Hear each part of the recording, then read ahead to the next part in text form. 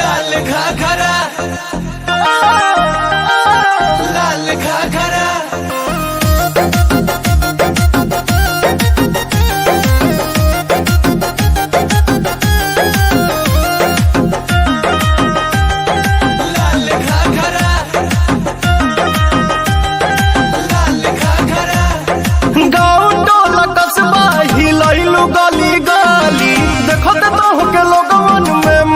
खलाबाली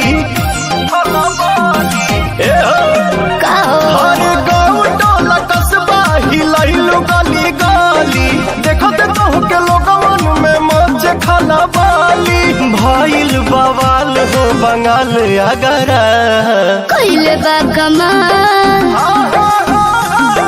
कइले बा कमाल हमर लाल घाघरा हो कइले बा कमाल हमर लाल घाघरा कइले बा कमाल तोहर लाल घाघरा कइले बा कमाल तोहर लाल घाघरा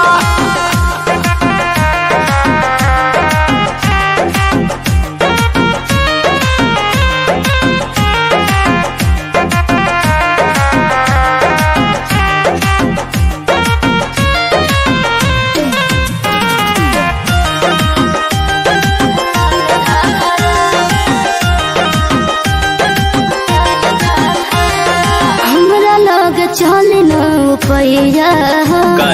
होई उड़न बाज हम चिड़ैया हो शिकारी है अच्छा हमारा लोग चले न पैया होई उड़न बाज हम चिड़ैया हो हमरो के बता दो तनी राजे रानी तोहर दुल्हा बनी कौन रंग बाजिए रानी भइल लखनऊ नैनीताल झगड़ा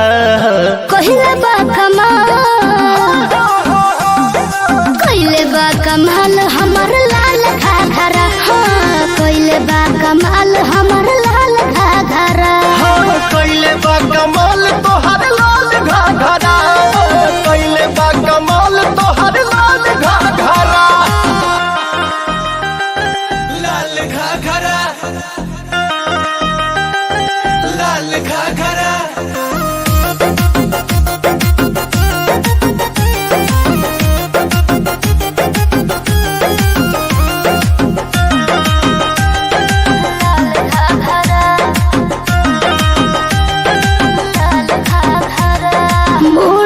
जवानी के बोझ लदले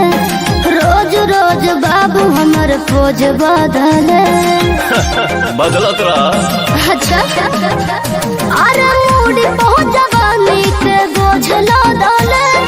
रोज रोज बाबू हमर पोज बदले अरे लफुअन में लफड़ा कर दे भूका हो गोलियां भाल चलवा दे भूका बुढ़ाबो कहेला तोहके माल तगड़ा कहिले बा कमाल कहिले बा कमाल हमर लाल घाघरा कहिले बा कमाल हमर